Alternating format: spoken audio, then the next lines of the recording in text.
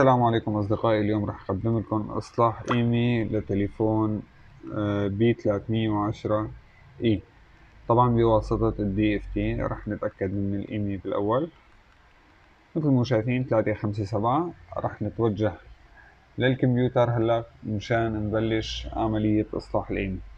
نوصل الهاتف بالكمبيوتر. طبعا بعد ما نوصل نتوجه لواجهة اس بي دي. بنحدد على إصلاح إيمي، بنحدد الإيمي الأول والإيمي الثاني. تمام، نكتب إيمي عشوائي، الإيمي اللي بدك إياه أنت بتحطه. نعمل سكان بورد. طبعا هون راح تختار آخر خيار اللي هو هاد، تعطيه ستارت. طبعا هيك انتهت عملية الإصلاح بنجاح. راح نعيد تشغيل الهاتف لنتأكد.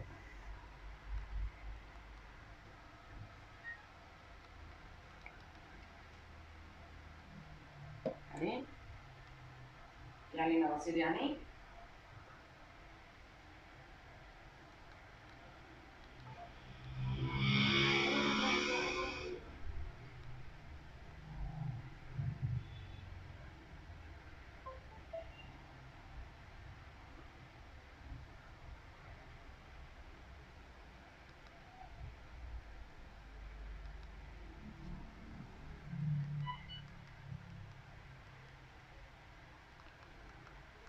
مثل ما شايفين جت التغطية.